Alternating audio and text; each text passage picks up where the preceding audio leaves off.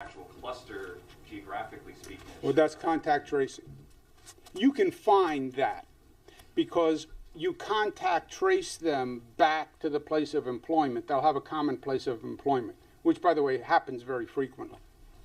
But are we talking about like just a couple of blocks or large swaths of area? Because if you're talking about like micro-targeting and you're talking about 3 or 4 blocks, I mean, no one lives in a bubble. They can just walk a few blocks and go to an open store there. Yeah, that's why we have the red zone, the orange zone, and the yellow zone precisely for that reason.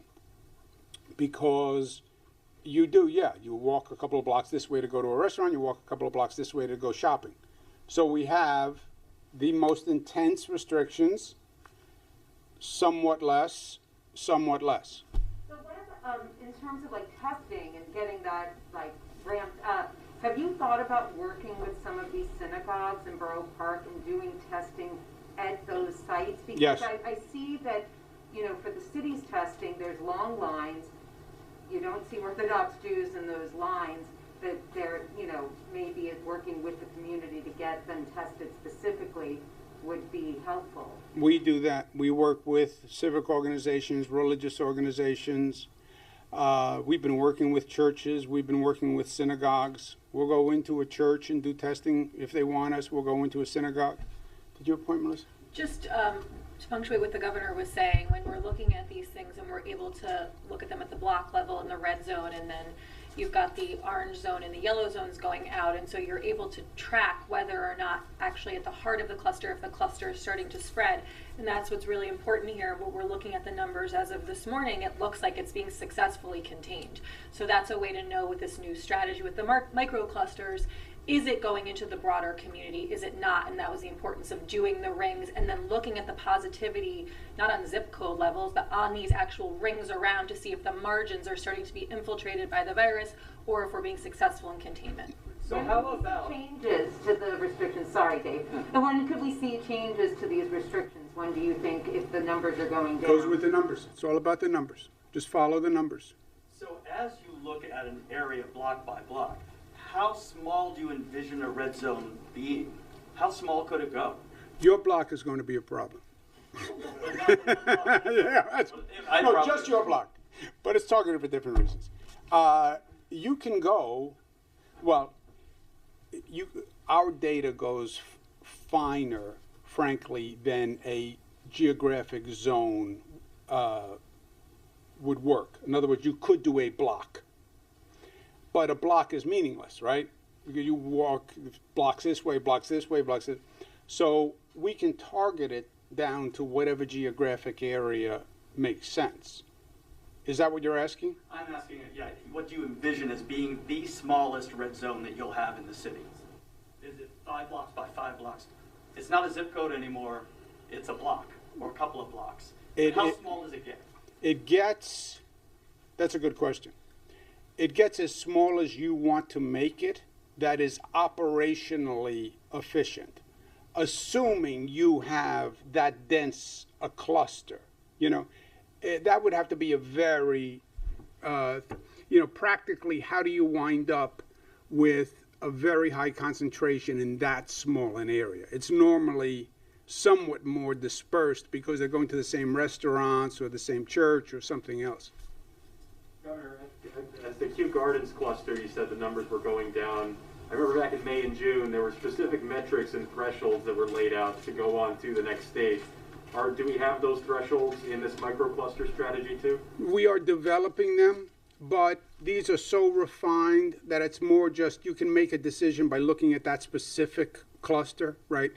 You're right. When we had the phases for regions, we had metrics up so people knew when they were getting close, and it was very transparent. And I thought it was engaging of people, right? You can find out how you're doing relative to everyone else. With this strategy, we don't have those same benchmarks because it's so particular and circumstantial to that cluster. But you do know the numbers are either going up or going down, and you do know the state is at 1%, 2%, 3%. You really don't want to get higher than that. So Did you have a point, Doctor? Just say, it also depends on population density. If you have an area where you have some incredibly dense buildings versus a street where the houses are scattered about, and you have a lot of cases in that, suddenly that's a much more relevant area. Anybody else have a point? I'm sorry. Okay. Hold on one second. Did I violate any laws here? Privacy rights? Okay. I hate when they tell me afterwards. You just violated some rule. So once a red zone is designated, has there been an increase in testing? Have you guys seen that? There's an increase in testing, increase in enforcement. And people are they going on their own volition, do you think, or is it like an outreach thing? Well, it's always an outreach thing, right? There's no mandatory testing. You don't drag people in. It's increased testing, but it's more the enforcement, because it's almost by definition. If there's a cluster, it means there wasn't compliance. For whatever reason. People don't believe in it. People don't believe in masks. Whatever the reason. The only answer to a lack of compliance is enforcement. I understand you don't want to do it. I don't want to do it either.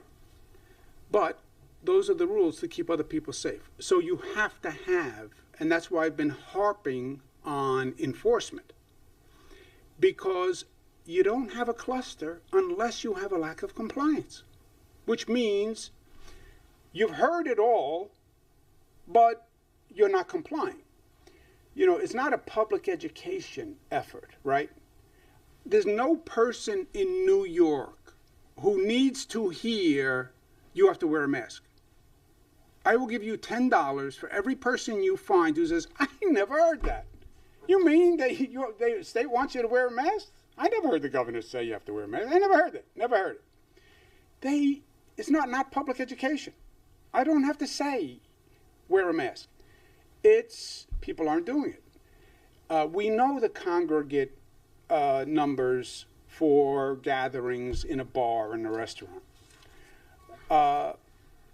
It's lack of compliance, and the only way to address that societally is enforcement. Oh, that's so harsh. I know it sounds harsh. It does sound harsh. But that's what I said before. I think it's love. It'd be much easier for me to say, everything's great. Go ahead, go party. I'm with you, go party.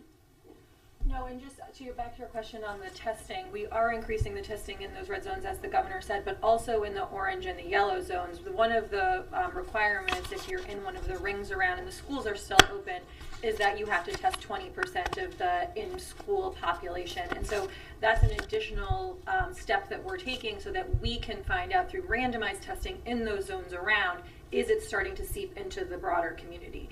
And as we've gone through this over the last 7 months, everything we've been doing has enabled us to be more nimble and more sophisticated. We now have the contact tracing app. As of yesterday, 570,000 New Yorkers have downloaded it.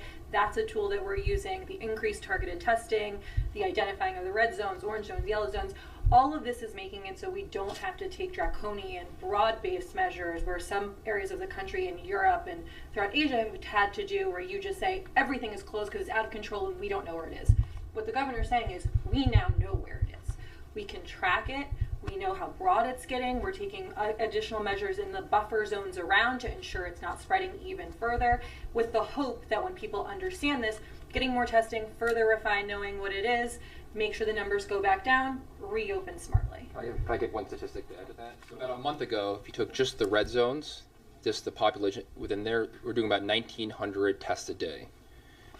Right now, that daily average is about 4,000 tests a day, 4,300 yesterday. This is about 30% above what the statewide testing rate normally is. We test about 0.6% of the state population every day. This is about 30% above that. So this goes to the governor's point about oversampling, about really focusing resources. So testing has gone from 1,900 a month ago to now more than 4,000 every single day, just within the red zones. Let's take one more. Governor, about enforcement with an example. So on Monday, there's supposed to be a wedding in Williamsburg that might attract a lot of people from Rockland County. My understanding is that the sheriff in Rockland County has sent out some kind of a warning. What would you say about that? That's enforcement that may be an issue coming up in 2 days. And enforcement in that matter is, which is what actually happened in this case. We received the suggestion that that was happening, did an investigation, found that it was likelihood that it was true. There was a large wedding planned that would violate the gathering rules. And Dr. Zucker signed an order saying you can't have a wedding that in these locations that is over the gathering line, gathering guidance. Is that, Beth, you want to speak to that because you know the facts better than I do? Yes, so yesterday, Dr. Zucker did sign a Section 16 order. That order prohibits the mass gathering that was planned for a particular location in Williamsburg. It was outside of the target red or orange or yellow cluster zone, but the information that our investigation revealed was that upwards of 10,000 individuals were planned to attend. And so the order was actually served in conjunction with the New York City Sheriff's Department. That order was served last night. And that order is To prevent. to shut it down. Correct. Do you know if that in fact? The order was personally served last night. We have not had any feedback. An individual who served with a Section 16 order is then permitted to request a hearing to Dr. Zucker, so we expect we will hear about a hearing. But the city is aware of it. We did it with the city. They're aware of it. I'm sure that they're going to have people monitoring it. Look, you can get married. You just can't have 1,000 people at your wedding. You get the same result at the end of the day. You just marry. It's also cheaper. Go ahead. You said last week you can fool some people, but you can't fool the state of New York. And then the mayor the next day said there's some confusion about combination yeshiva child care centers. Is someone getting fooled here? No, there's a clear delineation. You can be a child care center, and then you're licensed as a child care center, or you can be a school, and you can be operating as a private school, and under that license. But they are separate licenses. A licensed child care facility can operate within the guidelines, not a school. And you know what you are because you have a license. You're either licensed to drive by the state of New York, or you're licensed to drive by the state of Massachusetts or some other state. You know when you look at your license. You're either a child care center or you're a school. Or you can have a joint license, but they both have clear rules, right? Correct. So for anyone that doesn't have the OCFS license, they are not permitted to operate. Okay, guys, thank you very much. Have a good day.